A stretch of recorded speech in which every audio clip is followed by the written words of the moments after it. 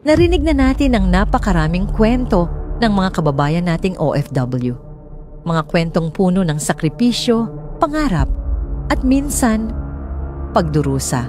Sa kabila ng mga ulat ng pang-aabuso at kawalan ng hustisya, patuloy pa ring dumarami ang mga Pilipinong lumalabas ng bansa, umaasang may mas magandang buhay na naghihintay sa kanila at sa kanilang pamilya.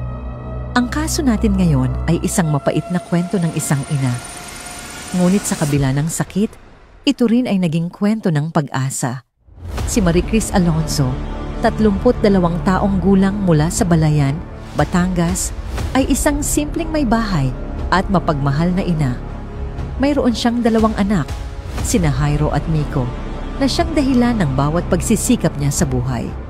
Ang kanyang asawa, si Ruben, ay isang tricycle driver.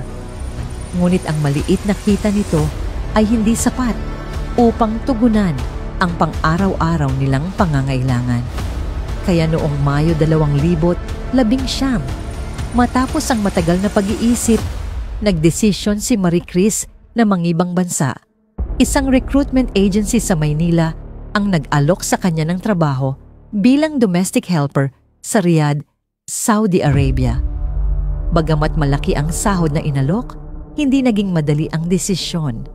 Kinailangan niyang mangutang ng malaking halaga para sa placement fee at iba pang gastusin sa pagproseso ng kanyang papeles. Ngunit sa isip ni Maricris, lahat ng iyon ay maliit na kapalit ng pangarap niyang maiahon ang pamilya sa kahirapan. Noong araw ng kanyang pag-alis, mahigpit niyang niyakap ang kanyang mga anak at asawa. Ang kanyang mga mata ay puno ng luha, ngunit sa kanyang puso ay may panibagong pag-asa. Ang pag-asang babalik siyang may dalang magandang kinabukasan para sa kanila. Pagdating ni Maricris sa Riyadh, sinalubong siya ng pamilyang Al Salem. Mababait sa una, magiliw, at tila maganda ang trato. Ngunit ilang araw lang ang lumipas, nagsimulang magbago ang lahat. Ang maayos na tahanang inakala niyang magiging bagong simula ay naging lugar ng pagdurusa. Halos wala siyang pahinga, nagtatrabaho mula madaling araw hanggang hating gabi. Sa bawat pagkakamali, pinagsasabihan siya ng malulupit na salita. At kalaunan, hindi na lang salita, kundi sakit sa katawan. Minsan, dahil lamang sa nabasag na baso, sinampal siya ng kanyang among babae na si Nora sa harap ng mga bata. Tiniis ni Maricris ang gutom, ang pagod at ang sakit, alang-alang sa mga anak na naiwan sa Pilipinas. Hanggang isang araw, sa gitna ng kanyang paglalaba sa bakuran, napansin siya ng kapitbahay, si Fatima, isang kapwa OFW. Sa bawat palihim na pagkikita nila, unti-unting nailabas ni Maricris ang bigat ng kanyang damdamin. Ipinangako ni Fatima na tutulong siya at maghahanap ng paraan upang makaligtas si Maricris. Isang gabi, nakatanggap siya ng lihim na mensahe mula kay Fatima. May nakahanda raw tumulong. Isang taxi driver na nagngangalang Samir na konektado sa isang grupong tumutulong sa mga inabusong manggagawa. Sa unang pagkakataon matapos ang mahabang buwan ng takot, nakaramdam si Maricris ng pag-asa. Noong Oktubre 22, habang mahimbing ang tulog ng kanyang mga amo, naglakas loob siyang tumakas. Bitbit ang maliit na bag, ang kanyang passport, at ang natitirang lakas ng loob.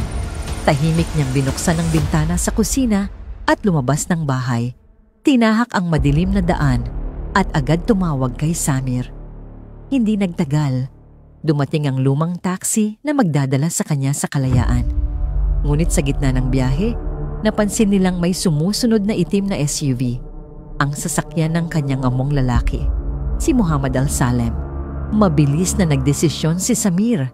Dinala niya si Maricris sa isang checkpoint at doon isinuko siya sa mga pulis upang mailigtas mula sa habol ng kanyang amo. Makalipas ang ilang oras, idinulog siya sa Philippine Embassy Shelter sa Riyadh. Doon nagsimula ang panibagong kabanata ng kanyang buhay. Sa loob ng shelter, nakilala niya ang iba pang kababayan na tulad niya, mga babaeng nagtiis ng pananakit, panlilinlang, at pang-aabuso. Sa bawat kwentuhan nila tuwing gabi, natutunan ni Marie Chris na hindi siya nag-iisa. Doon niya muling naramdaman ang lakas ng loob na unti-unting nawala sa kanya. Sa tulong ng embahada at mga voluntaryo, inihain ang reklamo ni Marie Chris laban sa pamilya Al-Salem. Ngunit mabagal ang proseso. Gamit ang koneksyon at pera, sinubukan ni Muhammad na baliktarin ang sitwasyon. Inakusahan pa si Marie Chris ng pagnanakaw at paglabag sa kontrata. Sa kabila ng lahat, hindi siya umatras. Sinamahan siya ng mga opisyal ng embahada at isang abogado sa korte upang isalaysay ang kanyang karanasan. Ipinakita niya ang mga litrato ng mga pasa, mga ebidensya ng pananakit, at ang testimonya ni Fatima na nagpatunay sa kanyang mga sinapit. Habang nagsasalita si Marie Chris sa harap ng hukom, hindi na niya napigilang maiyak. Muling bumalik sa kanyang isip ang lahat ng gabi ng takot, gutom, at pagdurusa. Ngunit sa mga luha niyang yon, nakita rin ang lakas at katapangan ng isang inang lumalaban hindi lang para sa sarili, kundi para sa lahat ng katulad niya. At noong Disyembre 2019, sa tulong ng embahada, naaprubahan ang kanyang repatriation. Sa wakas, makakauwi na siya. Paglapag niya sa Pilipinas, sinalubong siya ng kanyang pamilya. Ang mga yakap ng kanyang mga anak ay parang paghilom ng lahat ng sugat. Sa gitna ng luha, isang pangakong muli ang binitawan ni Marie Chris na hindi na siya aalis pang muli at gagamitin ang kanyang karanasan upang magbigay ng babala sa iba. Bagamat hindi pa tuluyang tapos ang kaso, naparusahan kalaunan si Muhammad Al-Salem matapos patunayan ng korte ang paglabag nito sa karapatan ng mga manggagawa. Ang kwento ni Marie Chris Alonzo ay hindi lang tungkol sa pang-aabuso. Ito ay kwento ng katapangan, pagtitiis, at pagbangon. Isang paalala na sa likod ng bawat luha ng isang OFW ay may pusong hindi sumusuko at may pag-asang patuloy na lumalaban para sa pamilya, para sa dignidad, at para sa hustisya.